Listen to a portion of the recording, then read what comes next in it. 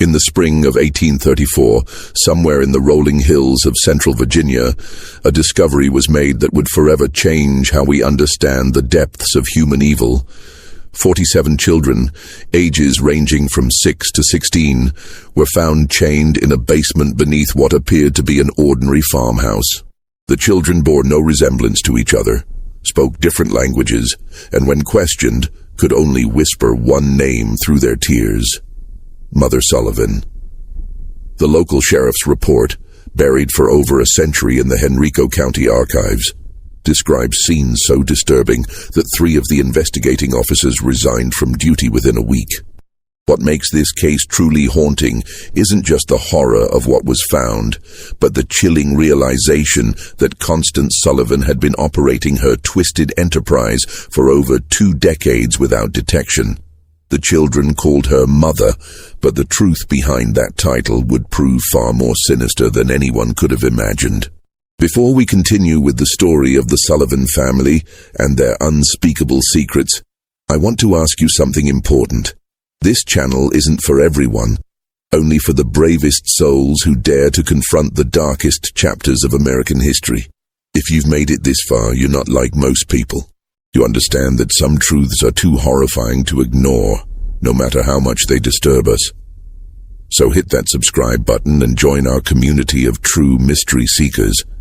And tell me in the comments, what state are you listening from? Are you brave enough to hear stories like this from your own backyard? The question that haunted investigators then, and continues to perplex historians today, is how such a massive operation could have gone undetected for so long in a close-knit rural community. The Virginia of 1834 was a land caught between 2 worlds. The old plantation system still dominated the social landscape, while whispers of industrial change drifted down from the north. In this environment, the small farming community of Millbrook, a collection of perhaps 50 families spread across the gentle slopes of Henrico County, represented the typical American rural settlement of the era. Most residents farmed tobacco or corn, traded at Henderson's general store, and gathered for social events at the one-room schoolhouse that doubled as a community meeting hall. The Sullivan property sat on the outskirts of this community, a modest 2-story wooden farmhouse surrounded by nearly 200 acres of prime agricultural land. To any traveler passing along the dusty road that connected Millbrook to Richmond, the Sullivan farm appeared utterly unremarkable. The house itself, built in the Federal style popular during the 1810s, featured white-painted clapboard siding and a wraparound porch typical of Virginia architecture. A red barn stood 60 yards behind the house, with a chicken coop and smokehouse completing the typical farmstead layout. What made the Sullivan property unique wasn't visible from the road. Ezra Sullivan, who had purchased the land in 1809 with money inherited from his father's tobacco fortune, had spent considerable effort expanding the house's basement.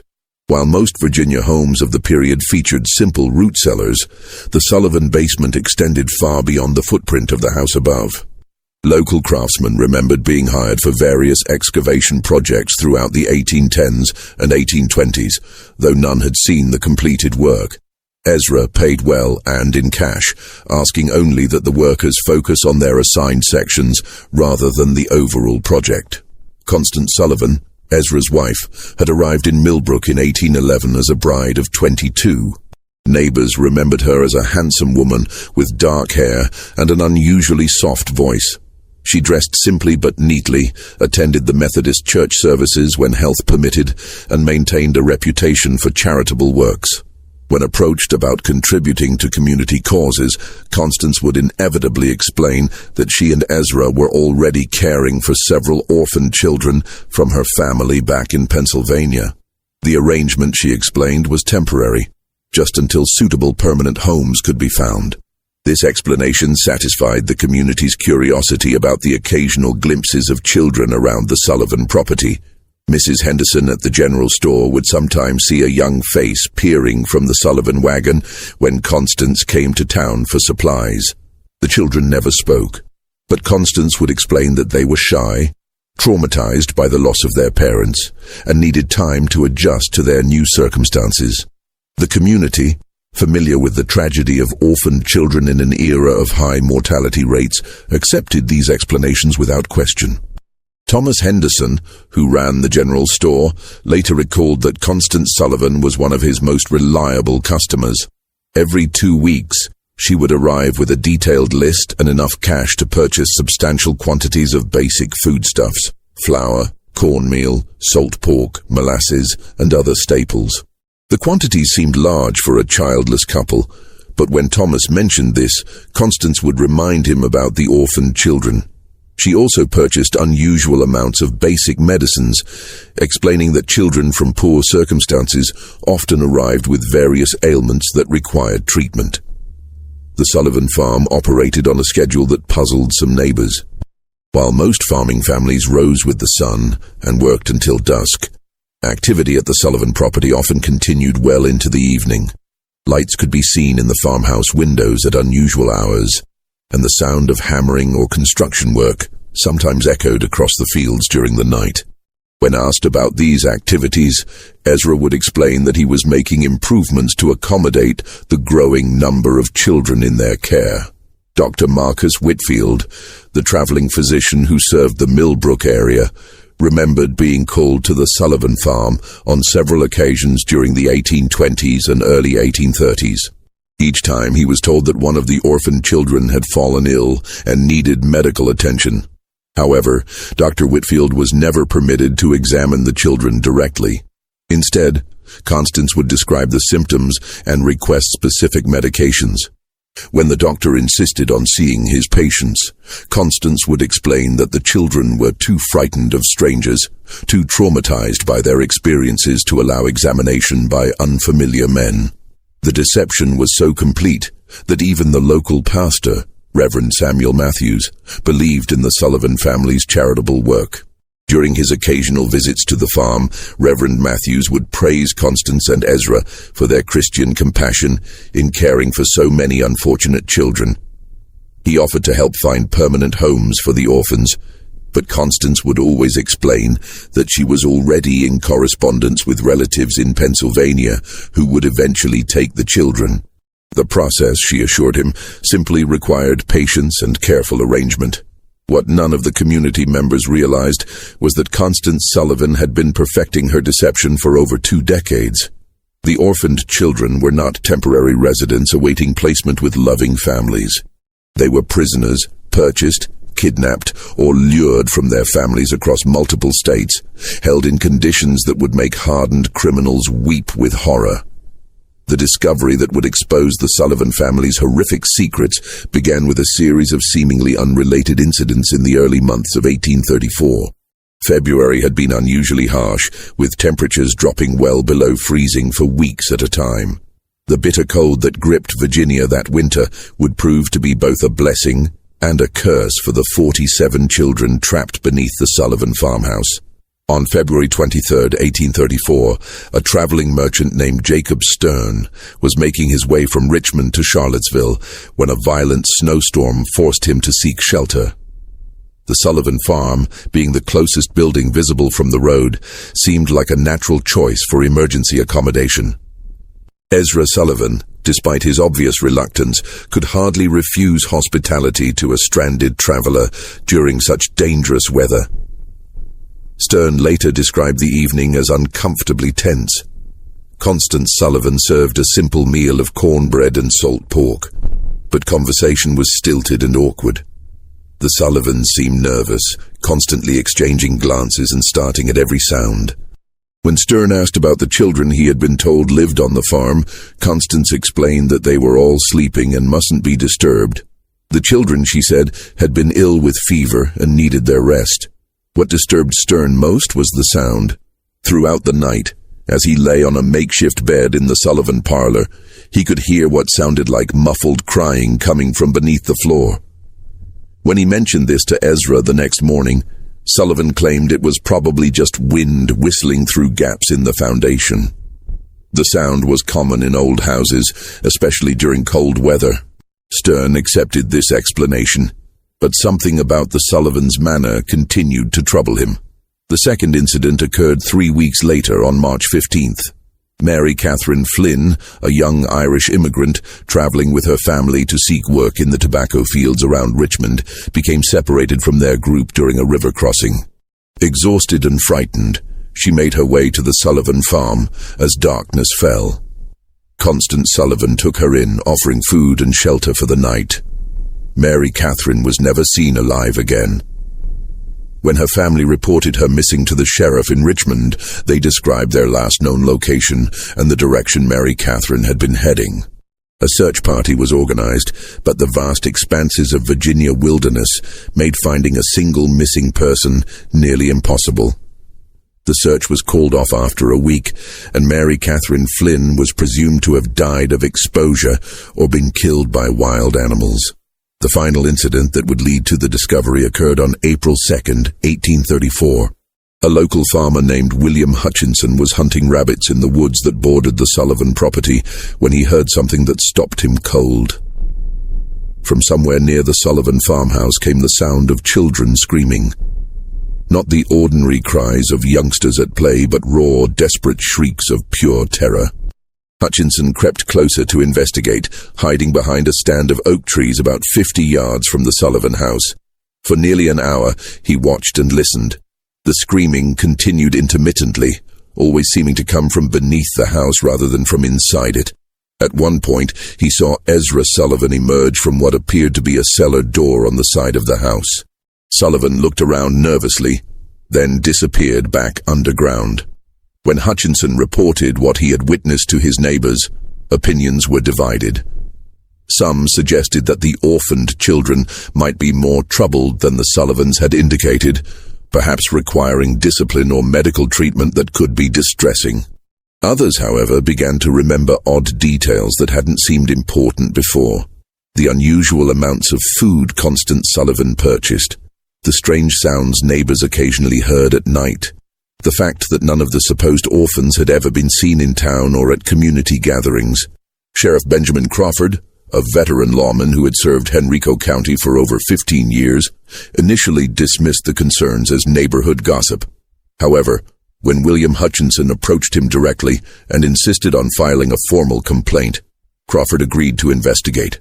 The law required him to follow up on reports of potential child abuse, regardless of his personal opinion of the accusers. On the morning of April 8, 1834, Sheriff Crawford rode out to the Sullivan farm, accompanied by his deputy, Marcus Webb. They arrived just after sunrise, expecting to conduct a routine inspection that would put the community rumors to rest. Constance Sullivan met them at the door, her manner calm and welcoming. She invited the officers inside for coffee and expressed concern about the gossip circulating in the community. The conversation began normally enough. Constance explained again about the orphaned children, showed the officers letters she claimed to have received from relatives in Pennsylvania, and offered to arrange for the children to meet with Sheriff Crawford once they recovered from their recent illness. Everything seemed perfectly reasonable until Deputy Webb asked to use the privy. As Webb walked around the side of the house, he noticed something that made his blood run cold. The cellar door that William Hutchinson had seen Ezra Sullivan using was secured with 3 separate padlocks. Heavy chains wrapped around the door handles, and the wood around the locks showed signs of desperate clawing, as if someone had tried to scratch their way out from the inside. When Webb returned to the house and quietly informed Sheriff Crawford about what he had observed, both men knew they were dealing with something far more serious than community gossip. Crawford politely asked Constance to show them the cellar, explaining that a thorough inspection would help put the rumors to rest. The change in Constance Sullivan's demeanor was immediate and chilling. Her face went pale, her hands began to tremble, and she began stammering about how the cellar was dangerous, how the children weren't allowed down there, how there was nothing to see but old farm equipment and storage. That was when they heard it. From somewhere beneath their feet came the sound of children crying, followed by a weak voice calling for help. The sound was muffled but unmistakable, and it was coming from directly below the kitchen where they stood. The immediate aftermath of that first discovery would haunt Sheriff Crawford for the rest of his life. When he and Deputy Webb forced open the cellar door, the stench that rose from the darkness below was overwhelming. A mixture of human waste, unwashed bodies, and something else that Crawford later described as the smell of despair itself. The basement that Ezra Sullivan had spent over 2 decades constructing was a masterpiece of calculated cruelty. The main chamber stretched far beyond the footprint of the house above, extending into the earth like an underground warren. Stone walls, carefully mortared and designed to muffle sound, created a series of interconnected rooms. The largest chamber, directly beneath the kitchen, housed most of the children. They were chained to iron rings embedded in the stone walls, each child secured by shackles around their ankles. The chains were long enough to allow movement within a small area, but prevented any possibility of escape. The children ranged in age from approximately 6 to 16 years old. They were emaciated, their clothes reduced to rags, their bodies bearing the marks of prolonged neglect and abuse. Many showed signs of illness, fever, respiratory problems, and skin conditions that came from living in the damp, unventilated underground space. What struck both officers most forcefully was the silence. After the initial cries for help, the children said nothing.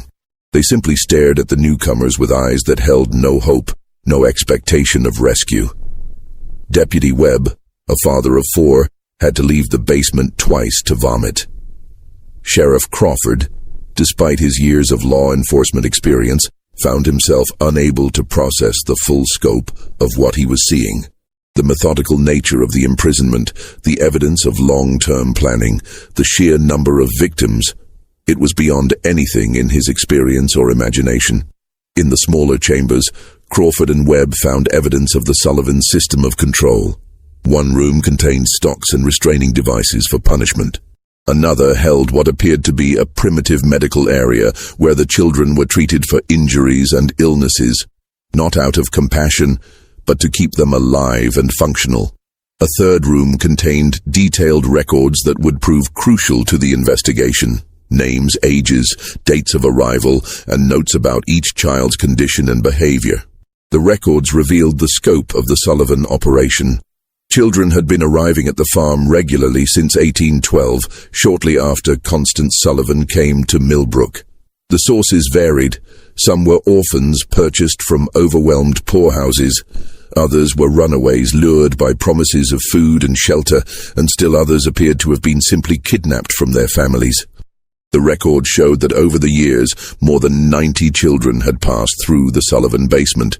The obvious question, what had happened to the others, was answered in the most horrifying way possible. In a separate chamber, reached through a narrow passage that required crawling. Crawford and Webb found the remains of at least 36 children. Some appeared to have died from illness or malnutrition. Others showed signs of violence. All had been buried in shallow graves beneath the basement floor, their bodies covered with lime to control odor and decay. The investigation that followed the initial discovery would continue for months, as authorities struggled to understand how such a massive criminal enterprise had operated undetected for over 2 decades.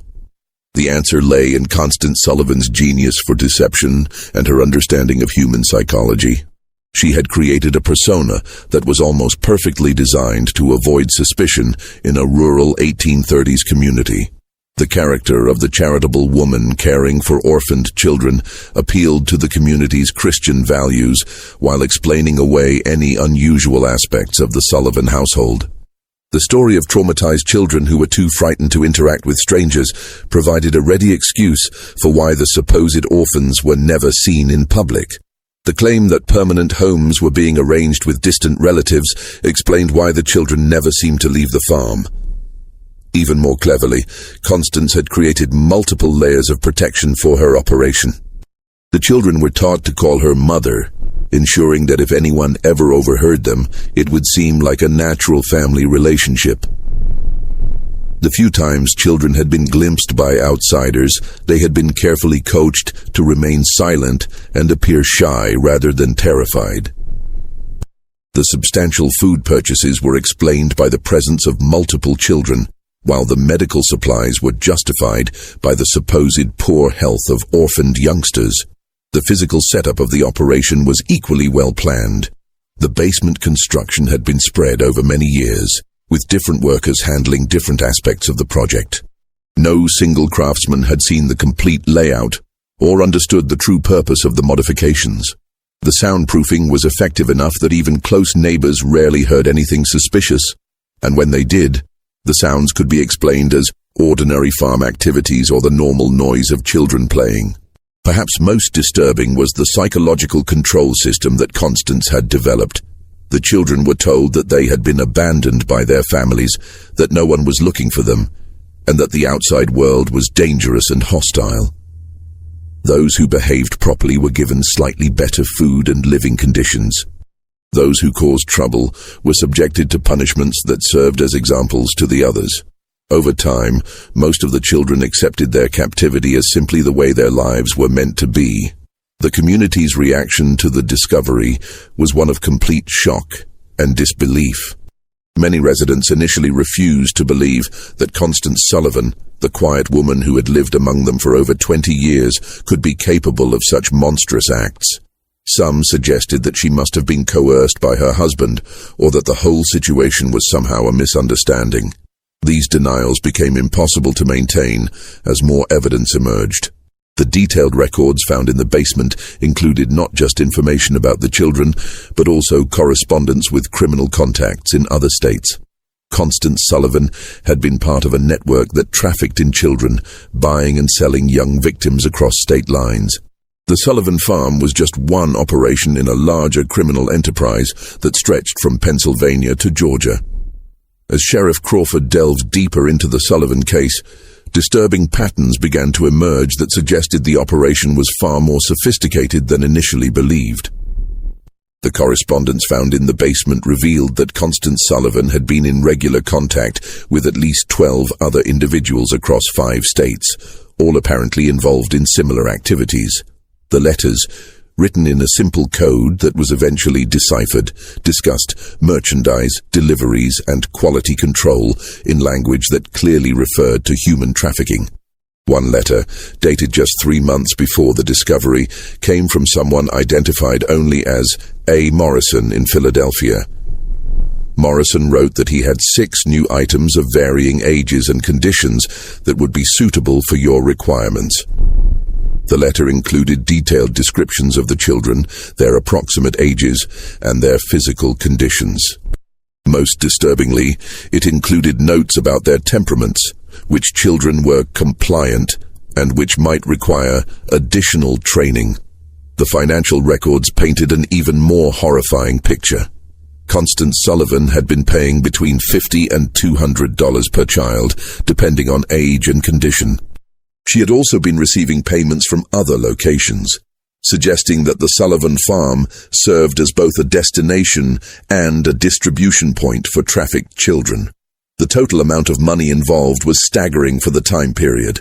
Over $8,000 in transactions over 2 decades, equivalent to several $100,000 in modern currency. Dr. Marcus Whitfield, the traveling physician who had been called to the Sullivan farm on several occasions, became a key witness as the investigation expanded. Under questioning, he revealed that Constance Sullivan had always been unusually specific about the medications she requested. She had detailed knowledge of treating malnutrition, respiratory infections, and other conditions common in severely neglected children. She had also asked for sedatives and other drugs that could be used to control difficult prisoners. The doctor's testimony led to another chilling realization. Constance Sullivan had been systematically studying how to keep large numbers of children alive under conditions of extreme deprivation. The medical supplies she purchased, the questions she asked, even the layout of the basement, everything was designed to maximize the survival rate of her prisoners while minimizing the resources required to maintain them. Local businessman Thomas Henderson provided additional pieces of the puzzle. A review of his sales record showed that Constance Sullivan had been purchasing increasing quantities of basic supplies over the years. What appeared to be the growing needs of a charitable household was actually evidence of an expanding criminal operation. Henderson also remembered specific requests for items that seemed unusual at the time. Extra blankets, large quantities of children's clothing, and bulk purchases of simple medicines. The investigation also revealed the role of Ezra Sullivan in the operation. While Constance appeared to be the mastermind, Ezra was responsible for the physical maintenance of the prison and the handling of the children. Several of the surviving victims, when they were finally able to speak, described him as the enforcer who carried out punishments and maintained discipline. His construction work on the basement hadn't been just expansion. It had been constant refinement of a system designed to hold human beings in captivity. The most disturbing revelation came from analyzing the records of children who had disappeared from the Sullivan farm over the years.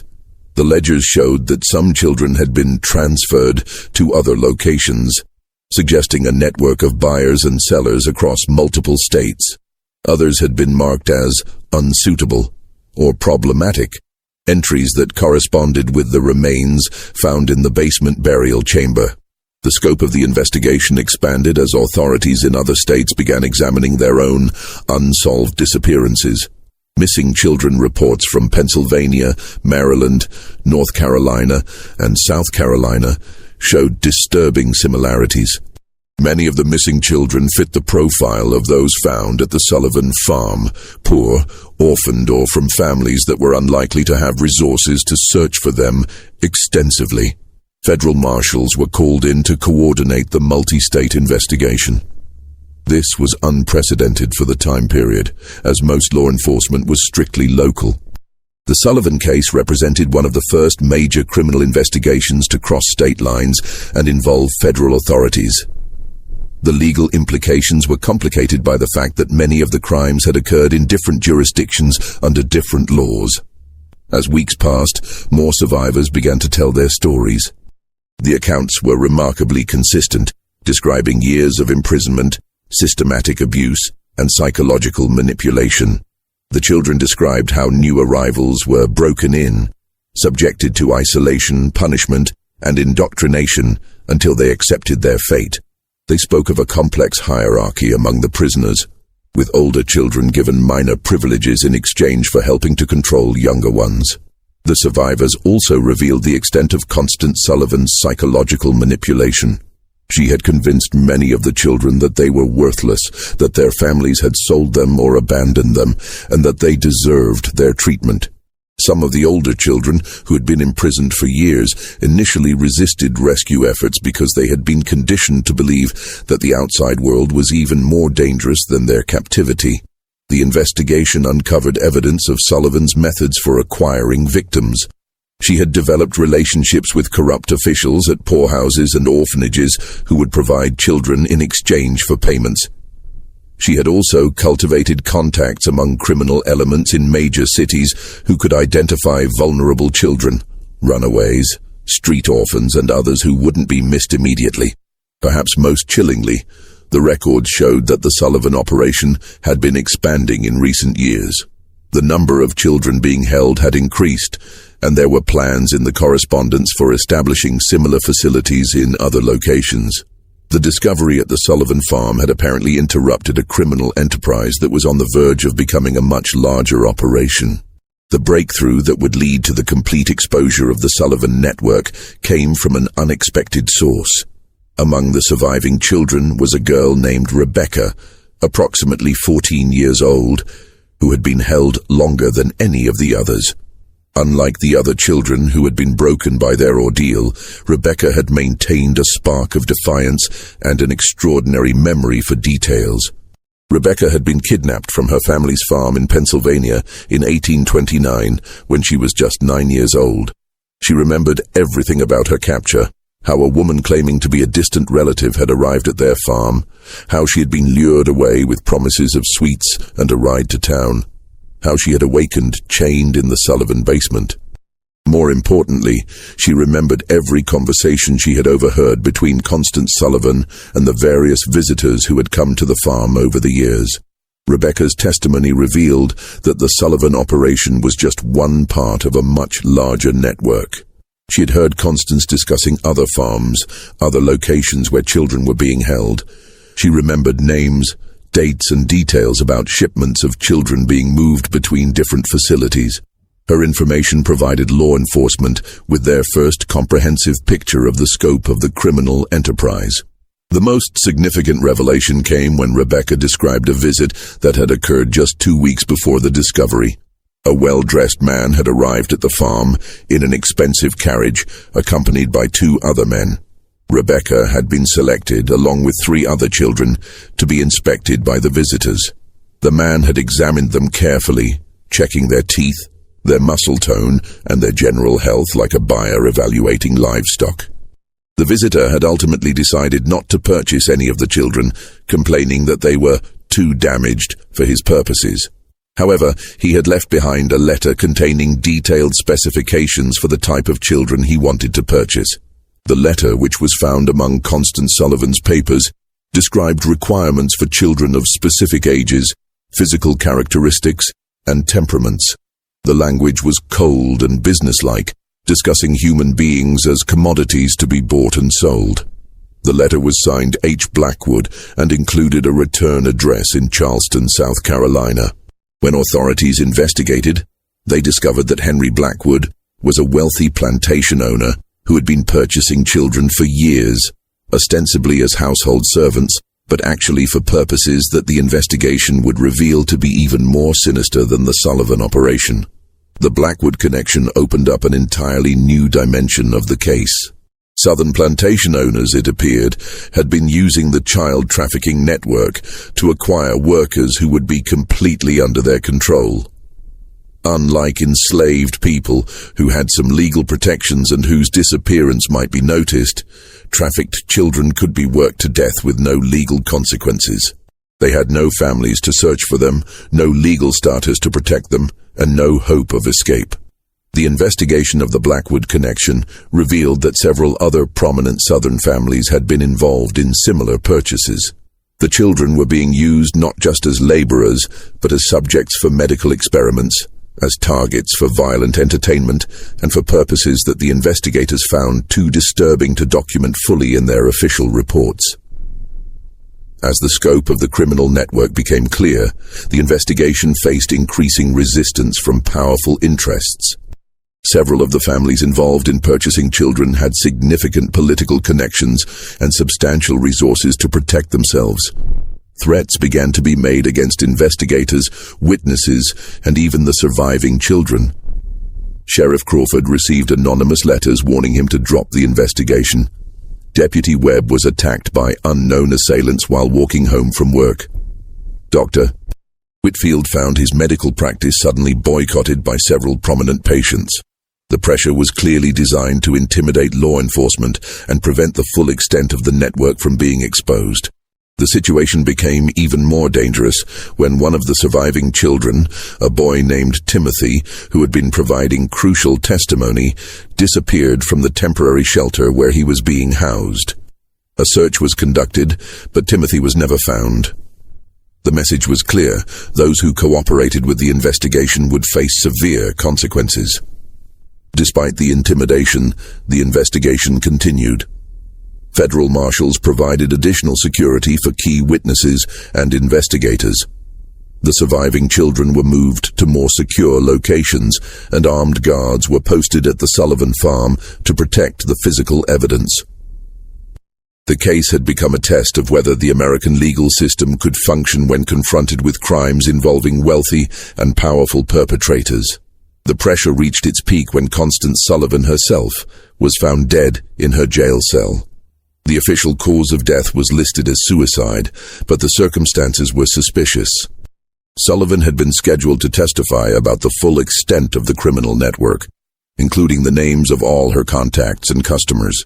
Her death eliminated the investigation's most important witness and source of information about the broader conspiracy. The mysterious death of Constance Sullivan sent shockwaves through the investigation team. If powerful interests were willing to eliminate key witnesses, no one involved in the case was safe.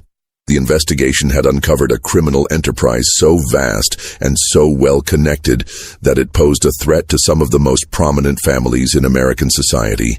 Just when it seemed that the investigation might be derailed by intimidation and violence, an unexpected development changed everything. A former employee of Henry Blackwood, motivated by guilt over what he had witnessed, came forward with evidence that would blow the case wide open. The employee, a man named Samuel Pierce, had worked as an overseer on the Blackwood plantation and had detailed knowledge of the children who had been purchased from the Sullivan network. Pierce brought with him documents that proved the connection between the Sullivan operation and the southern buyers.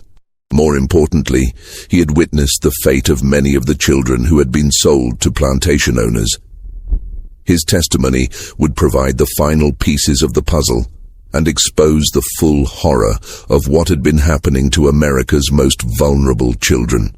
Samuel Pierce's testimony before the federal grand jury in Richmond would go down as one of the most disturbing accounts in American legal history. Pierce, a man in his 40s with weathered hands and haunted eyes, had worked for Henry Blackwood for over a decade.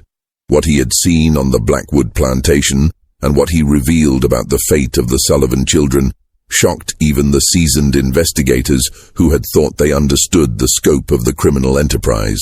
Pierce described how the Blackwood plantation operated two separate systems. The main plantation used enslaved labor for cotton production, operating under the typical, though brutal, economic model of Southern agriculture. However, Blackwood had also established what Pierce called the experimental quarters, a separate facility where the trafficked children were held for purposes that had nothing to do with agricultural production. The children purchased from the Sullivan network were used as subjects for medical experiments that Blackwood conducted with several associates, including 2 physicians from Charleston Medical College. The experiments were designed to test the limits of human endurance, to study the effects of various drugs and treatments, and to satisfy the scientific curiosity of men who viewed the children as laboratory animals rather than human beings.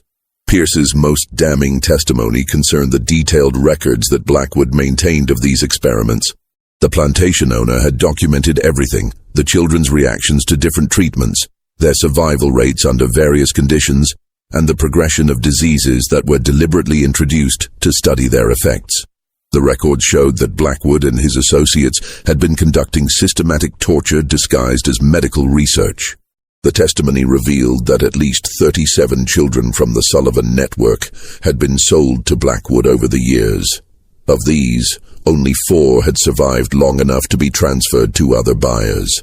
The rest had died as a result of the experiments, malnutrition, or the brutal working conditions in the experimental quarters. Their bodies had been buried in unmarked graves in a remote section of the plantation. Pierce also provided information about the broader network of buyers. He had been present at meetings where Blackwood discussed purchases with other plantation owners, wealthy businessmen, and even some politicians. The conversations he overheard revealed that the trafficking network extended far beyond what investigators had imagined. Children were being bought and sold across the entire country, with different buyers having different requirements and purposes. The most shocking revelation came when Pierce described a gathering he had witnessed in the fall of 1833. Blackwood had hosted what he called a demonstration for potential buyers from across the South. The event was designed to showcase the quality of the children available through the network and to demonstrate the various uses to which they could be put.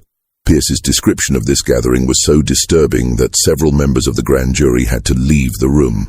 The demonstration had included displays of the children's ability to perform various types of work, their responses to different forms of punishment and control, and their suitability for different types of exploitation. The buyers had been encouraged to examine the children closely, to test their reactions, and to place orders for specific types of victims. The entire event had been conducted with the casual, business-like atmosphere of a livestock auction. Pierce's testimony also revealed the financial scope of the network. The prices paid for children varied dramatically based on their age, physical condition, and intended use. Younger children who could be more easily controlled and conditioned commanded higher prices. Children with specific physical characteristics or abilities were sold at premium rates. The total amount of money involved in the network was estimated to be in the hundreds of thousands of dollars, a fortune for the time period. The investigation team used Pierce's information to coordinate raids on multiple locations across the South. Federal marshals working with local law enforcement simultaneously struck at plantations, warehouses, and other facilities where trafficked children were being held.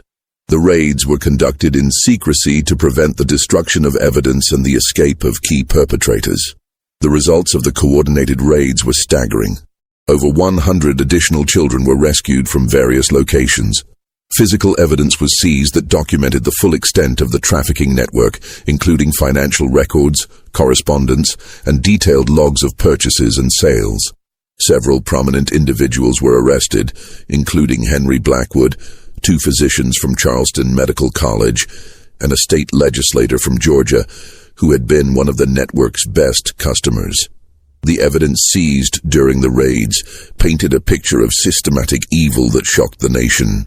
The trafficking network had been operating for over 30 years, had involved dozens of major buyers and sellers, and had victimized hundreds of children. The level of organization and sophistication was unprecedented for any criminal enterprise of the time period. The medical experiments conducted by Blackwood and his associates were documented in horrifying detail. The record showed that the experimenters had deliberately infected children with diseases to study their progression, had tested various poisons and toxins, and had conducted surgical procedures without anesthesia or proper medical training.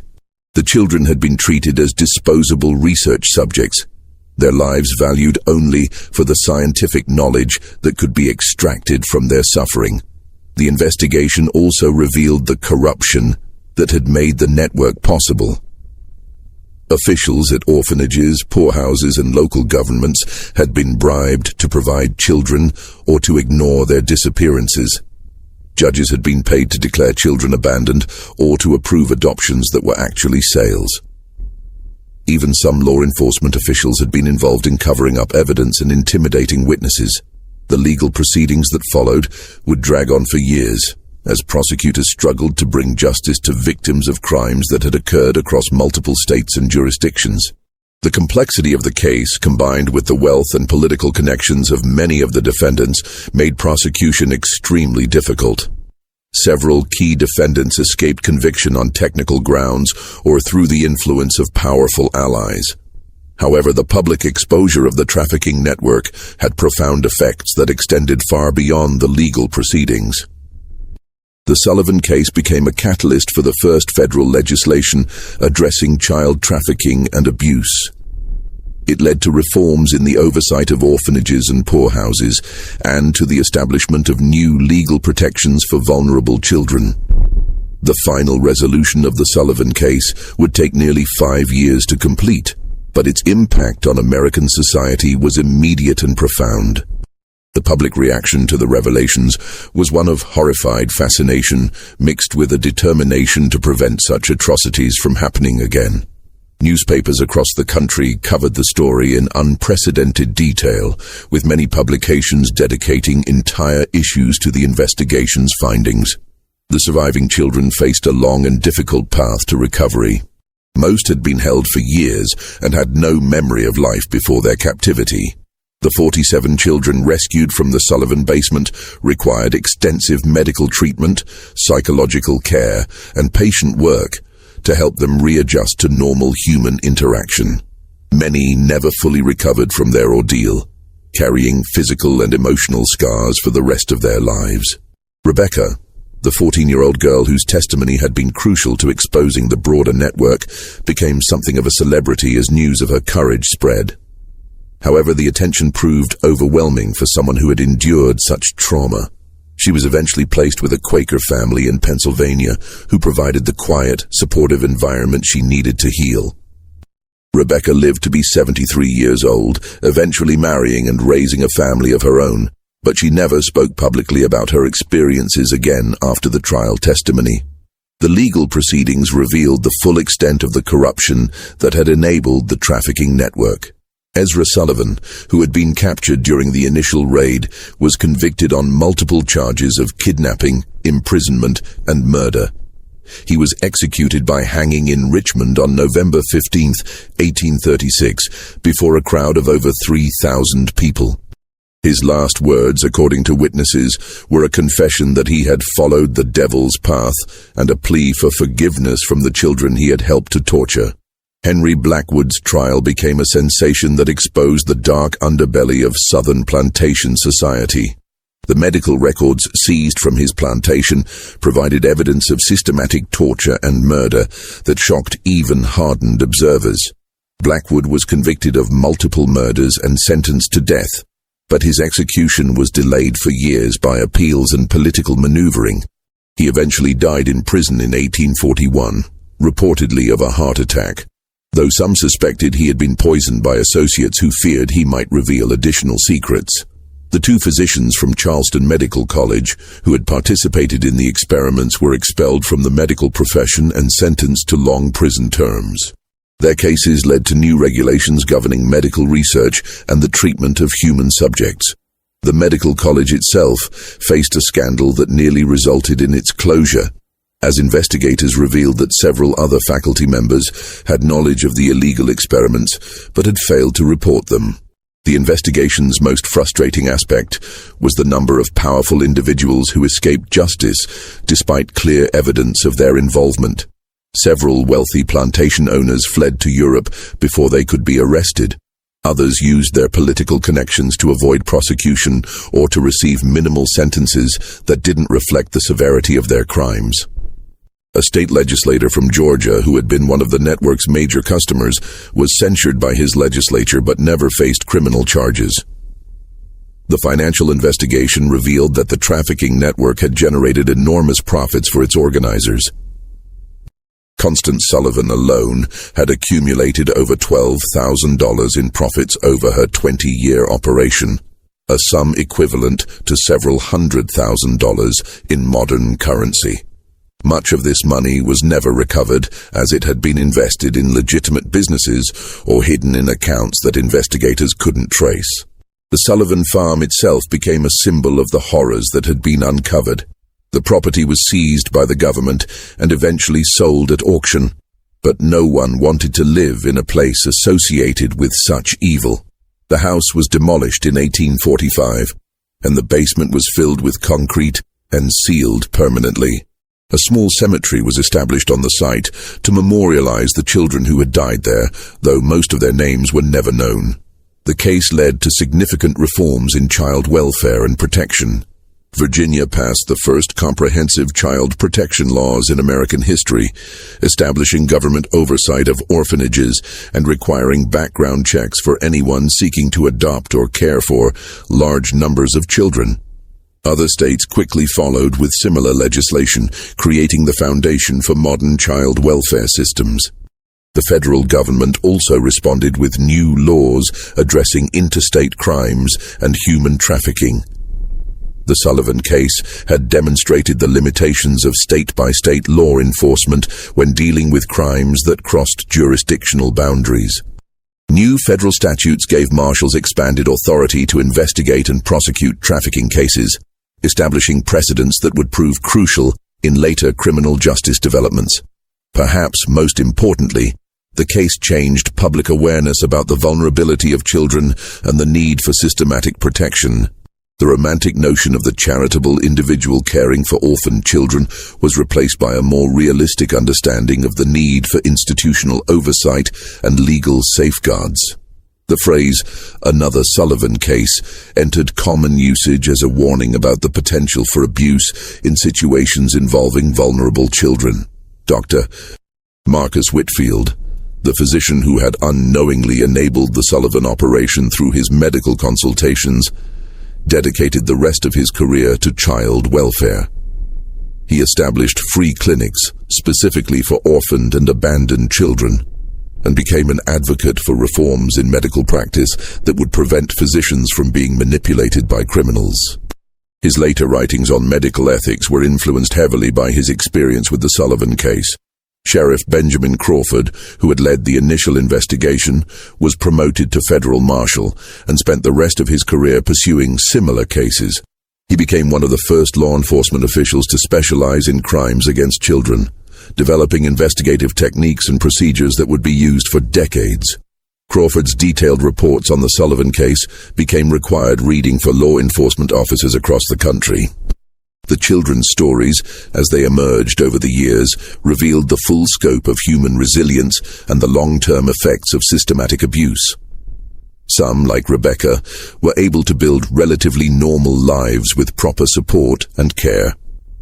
Others struggled with mental illness, addiction, and other problems that stemmed from their traumatic experiences. A few never recovered at all, dying young from complications related to their years of imprisonment and abuse. The network's correspondence, which had been preserved as evidence, provided investigators with information that led to additional cases for years after the initial discovery. Letters found in the Sullivan basement contained references to other operations, other victims, and other perpetrators. Some of these leads resulted in successful prosecutions, while others led to dead ends or situations where too much time had passed to gather sufficient evidence. One of the most haunting aspects of the case was the realization that the Sullivan operation had been just one part of a much larger system of exploitation that had existed largely undetected for decades.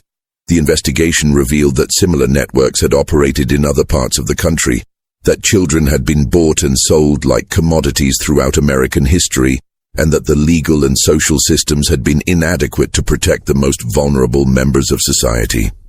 The case also highlighted the role of community responsibility in preventing such atrocities.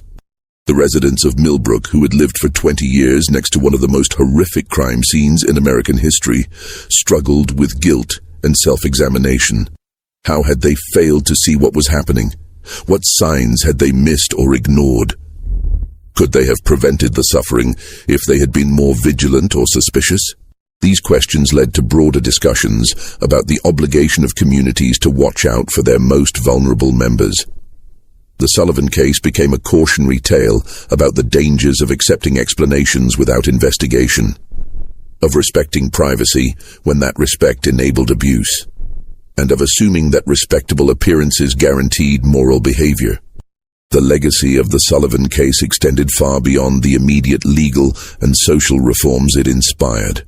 The detailed documentation of the investigation, including the correspondence, financial records, and testimony, became an invaluable resource for understanding the history of crime and exploitation in America. Historians, criminologists, and social reformers would study the case for generations, using it to understand how systematic evil could flourish in apparently normal communities.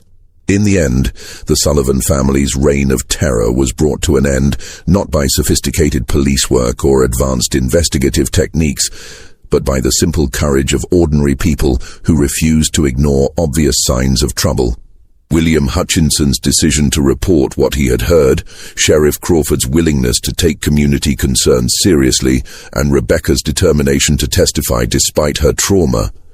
These individual acts of moral courage were what ultimately exposed one of the most horrific criminal enterprises in American history. The basement, where 47 children were found chained, has been sealed for over a century, but the echoes of their suffering continue to remind us of the importance of vigilance, courage, and compassion in protecting those who cannot protect themselves. The Sullivan case stands as both a testament to human evil and a reminder of the power of individual conscience to overcome even the most entrenched systems of exploitation and abuse. If this story has given you chills, you understand why these dark chapters of American history must never be forgotten. Just when we thought we'd seen it all, the horror in places like the Sullivan farm intensifies our understanding of how evil can hide behind respectable facades. If this story is giving you chills, share this video with a friend who loves dark mysteries. Hit that like button to support our content, and don't forget to subscribe to never miss stories like this. Let's discover together what other secrets lie buried in America's past.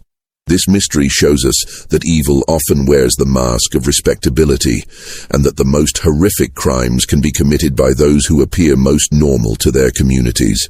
What do you think of this story? Do you believe everything was revealed, or are there still secrets buried in the Virginia hills? Leave your comment below. If you enjoyed this tale and want more horror stories like this, subscribe, hit the notification bell, and share with someone who loves mysteries. The darkness of American history has many more secrets to reveal, and we'll be here to uncover them all. See you in the next video.